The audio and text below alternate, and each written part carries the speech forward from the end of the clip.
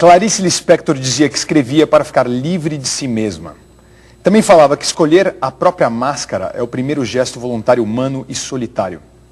Colhendo essas e muitas outras frases e pensamentos esparsos de Clarice e desvendando mais sobre sua intrigante personalidade, a professora Nádia Batella Gottlieb escreveu a biografia Clarice, uma vida que se conta.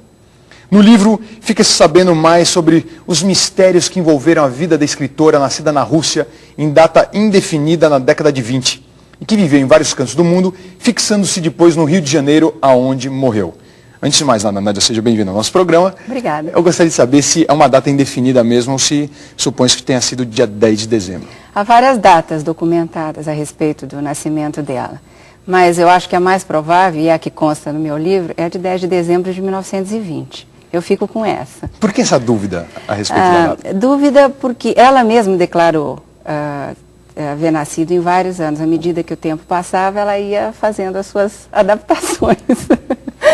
E os documentos também que existem no arquivo também atestam várias. Né? Então, eu acho que a mais provável é essa, tendo em vista o conjunto dos documentos disponíveis, a que eu tive acesso na pesquisa. Perfeito. Ela se considerava russa?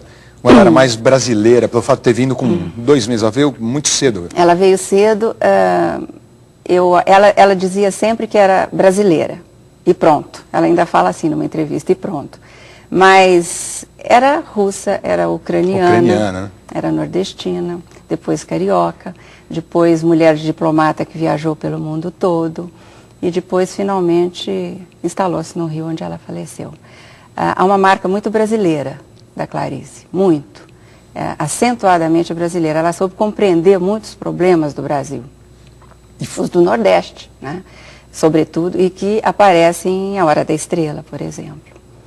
Mas sobre compreender também, eu acho que o ser humano em geral, porque viajou muito, teve muita experiência também em outros países. A gente vê nessa entrevista, a gente nota o sotaque dela, um sotaque muito específico ali, porque ela tem um pouquinho, ela puxa um pouco no R, ela puxa um pouco no sotaque nordestino. Qual que é o sotaque? Que já foi ouvido e interpretado de várias maneiras. É uma coisa curiosa esse detalhe do sotaque.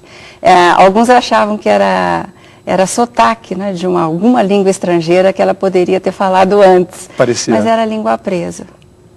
Ela tinha um defeito de dicção por causa de um defeito físico que era a língua presa. E ela, certa vez, afirmou que não operou porque achava que ia ser muito dolorida essa operação. Por outro lado, tem um sotaque de nordestina também, se você reparar bem. Ela né? puxa um pouquinho, parece até um gringo falando com sotaque nordestino. Tem os dois. Ela morou muito tempo fora, foi casada com um diplomata. O que isso interferiu na obra dela? Inclusive eu até acho o fato muito. Na Itália dela ter morado durante a Segunda Guerra, isso interferiu. Ela foi para Nápoles em plena Segunda Guerra e aí começou a escrever muitas crônicas.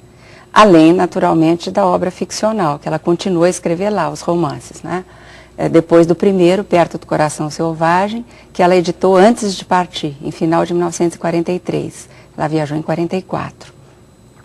E essas crônicas são muito bonitas e constituem mesmo um capítulo importante da literatura brasileira dentro do tópico da literatura de viagens. Há sobre Berna, Nápoles, Inglaterra.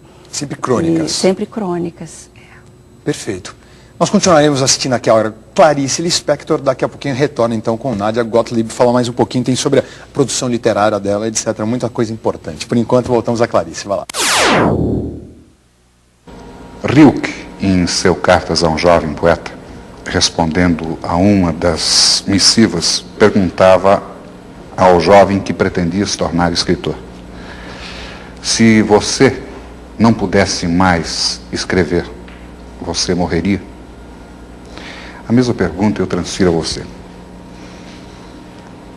Eu acho que enquanto não escrevo, eu estou morta.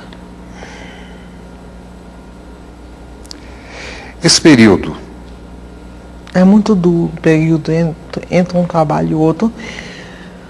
E ao mesmo tempo é necessário para haver uma espécie de esvaziamento da cabeça, para poder nascer alguma outra coisa. Se nascer, é tudo tão incerto.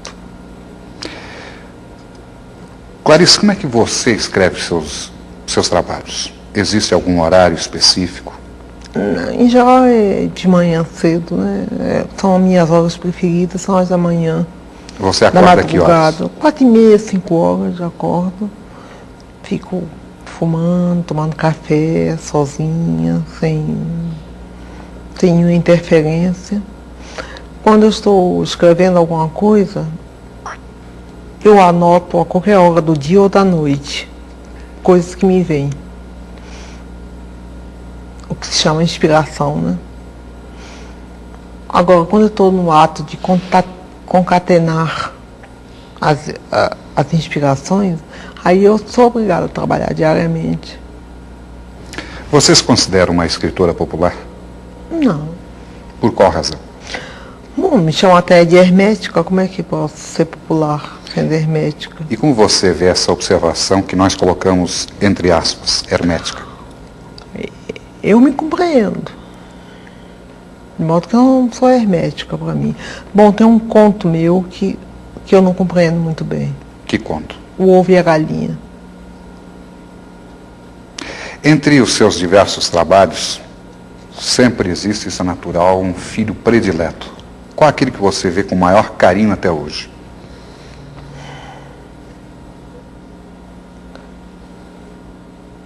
O Ovo e a Galinha, que é um mistério para mim.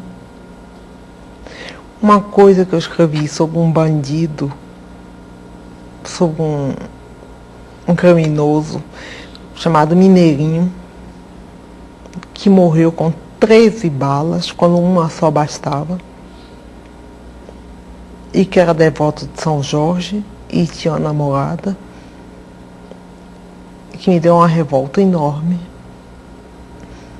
Eu escrevi isso. Sobre esse seu trabalho em torno de Mineirinho, qual o enfoque que você deu? Eu não me lembro muito bem, já foi há bastante tempo. A qualquer coisa assim, como o primeiro tiro me espanta, o segundo tiro, não sei o que, o terceiro tiro, coisa, o 12º me atinge, o 13º sou eu. Eu me transformei no Mineirinho, massacrado pela polícia. Qualquer que tivesse sido o crime dele, uma bala bastava. O resto era vontade de matar. Era prepotência. Em que medida o trabalho de Clarice Lispector, no caso específico de Mineirinho, pode alterar a ordem das coisas? Não altera em nada. Não altera em nada. Eu escrevo sem esperança que eu escreva altere qualquer coisa. Não altera em nada. Então, por que continuar escrevendo, Clarice? E eu sei. Porque, no fundo, a gente não está querendo alterar as coisas, a gente está querendo desabrochar de um modo ou de outro, né? No seu entender, qual é o papel do escritor brasileiro hoje em dia? O de falar o menos possível.